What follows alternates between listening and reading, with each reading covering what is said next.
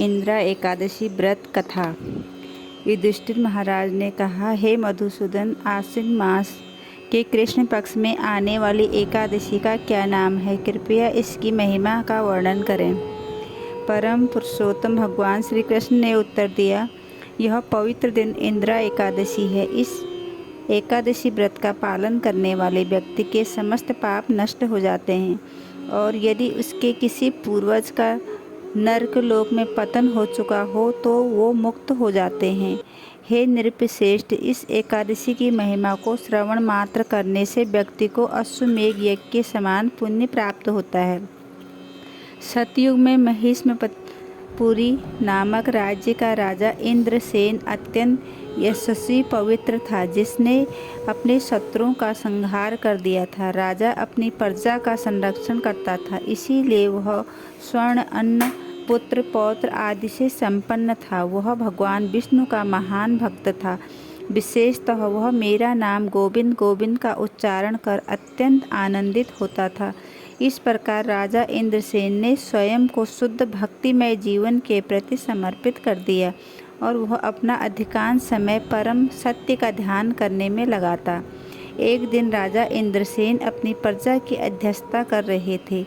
तभी उन्होंने शंख के समान श्वेत तथा बिजली की भांति देदीप्यमान नारद मुनि को आकाश मार्ग से आते देखा। राजा ने दोनों हाथ जोड़कर मधुर वाणी द्वारा उन्हें अपने महल में आमंत्रित किया। उन्होंने नारद मुनि के चरण पखारकर उनका सम्मान किया। फिर नारद मुनि ने राजा से कहा, हे राजन, क्या आपके राज्य के सातों अंग सुदृढ़ हैं? क्या आप प्रजा के बारे में सोचते हैं? क्या आप परम भगवान विष्णु की सेवा के प्रति अधिकाधिक समर्पित हो रहे हैं?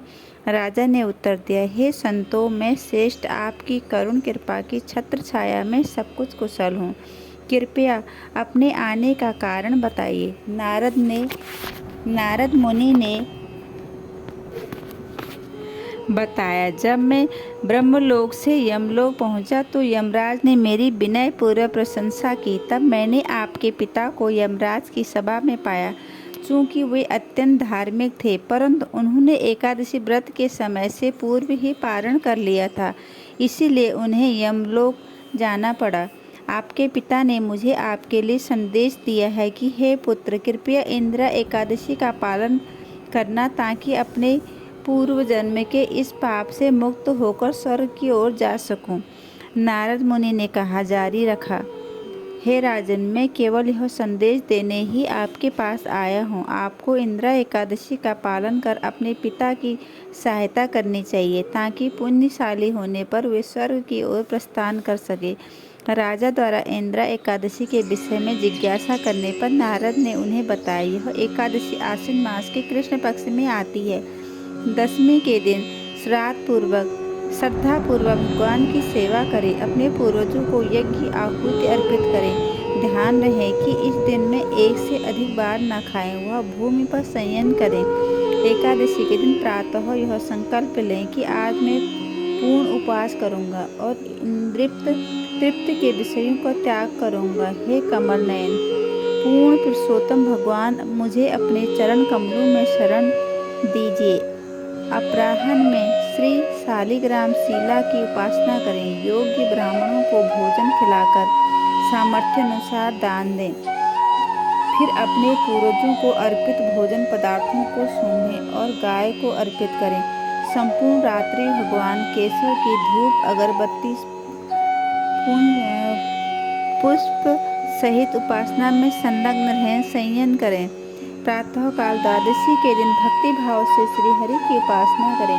ब्राह्मणों को उत्तम भोजन करवाने के उपरांत संबंधियों को भोजन करवाएं, तत्पश्चात स्वयं भोजन ग्रहण करें। इस प्रकार यदि आप संयमित इंद्रियों से इंदिरा एकादशी का पालन करेंगे तो आपके पूर्वज निश्चय ही उन्नत लोकों की ओर प्रस्थान करेंगे। ऐसा कहकर नारद मुनि अंतर्ध्यान हो गए। राजा इंद्रसेन ने नारद मुनि के निर्देशानुसार व्रत का पालन किया। उसके पुण्य के फल स्वरूप आकाश से पुष्टि हुई कि उनके पिता यमराज के लोक से मुक्त हो गए और उन्हें आध्यात्मिक शरीर पर प्राप्त हुआ। वास्तव में राजा ने स्वयं अपने पिता को गरुड़ पर सवार होकर भगवान हरि के धाम को जाते देखा। हे युधिष्ठिर, यह इंद्र एकादशी की महिमा है, जिसके पालन से राजा इंद्रसेन अपना शासन करके वैकुंठ लोक को चले गए। इस प्रकार ब्रह्मवैवर्त पुराण के इंद्र एकादशी की महिमा का वर्णन समाप्त हुआ। राधे राधे। जय श्री कृष्ण। जय श्रीमन्नारायण।